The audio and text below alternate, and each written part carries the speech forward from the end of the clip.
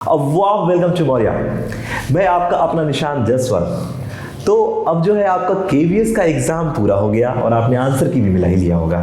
तो अब बारी है इंटरव्यू की, और जब इंटरव्यू की बारी है तो विदाउट डिलेइंग आपको इस दिशा में गंभीर प्रयास करना चाहिए, सीरियस एफर्ट। तो इस इंटरव्यू का माइंडसेट क्या हो, इसको मैं 4 सेगमेंट में बांटता हूं। ओके, तो वेरी फर्स्ट थिंग जो है वो है आपका नॉलेज, क्योंकि अंदर कुछ नहीं जाता आपके साथ, वो आपका नॉलेज जाता है। ये जो लोग बोलते हैं ना कि हमें कॉन्फिडेंस नहीं आता, कॉन्फिडेंस नहीं है, देखिए ये कॉन्फिडेंस कहीं और से नहीं आता, बल्कि कॉन्फिडेंस हमेशा आपके नॉलेज से आता है। तो नॉलेज बहुत जरूरी है और इसीलिए आपने रिटन क्वालिफाई किया है। और कुछ लोग कहते हैं कॉन्फिडेंस, देखिए ये कॉन्फिडेंस नहीं होता, क्या होता है सेल्फ कॉन्फिडेंस। जब आप खुद को पहचानेंगे, जब आप सेल्फ को जानेंगे, तो ये कॉन्फिडेंस ऑटोमेटिक आ जाएगा। And it all depends on your knowledge.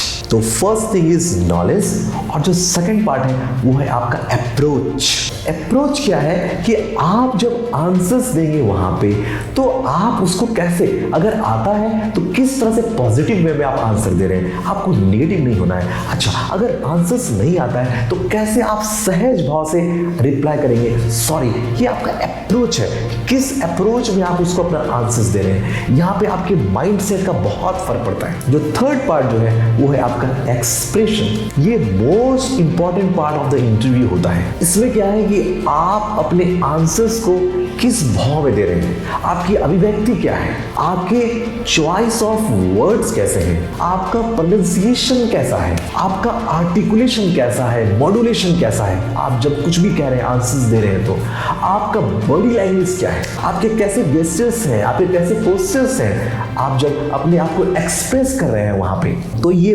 बहुत ही इंपॉर्टेंट पार्ट होता है इंटरव्यू का। और जो फोर्थ सेगमेंट है वो हम कह सकते हैं आपकी ग्रूमिंग, आपका ड्रेसिंग सेंस है ना, आपका आउटलुक। यहाँ पे ग्रूमिंग का बहुत इंपॉर्टेंट फैक्टर होता है। तो आपको अपना ड्रेसिंग सेंस आना चाहिए, है ना, वेशभूषा, एक प्रॉपर ड्रेस, एक फॉर्मल ड्रेस जो है आपको पहनने होंगे। तो ये 4 सेगमेंट जो होता है वो आपके इंटरव्यू का होता है। देखिए ये सब चीज तभी पॉसिबल है जब आप जो है इन सब चीज को कहीं ना कहीं परफॉर्म करेंगे। ये सब कुछ आपको आता है, लेकिन ये सबको आपको परफॉर्म करना पड़ेगा। देखिए ये सारी बातें इतनी आसान नहीं होती, यूँ आप कह लीजिए या तो ये सबसे मुश्किल है या तो फिर सबसे आसान है। तो इसको आसान बनाने के लिए जो सबसे अच्छा तरीका है वो है mock interview, mock interview, mock interview. मैं बार बार यही कहता आया हूँ। मैं 2017 से, जब से मैं इसकी तैयारी करवा रहा हूँ, चाहे वो केवीएस हो चाहे वो एनवीएस हो, मैं हमेशा यही कहता आया हूँ कि इसको आपको प्रैक्टिस करनी होगी,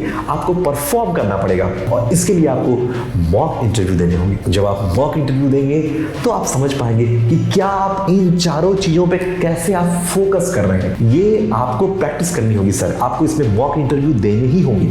ये बात ठीक उसी तरह से है जैसे कि अगर आपको क्रिकेट सीखना है तो क्रिकेट देखने से सीखना नहीं आएगा, बल्कि क्रिकेट खेलने से ही आपको खेलना आएगा।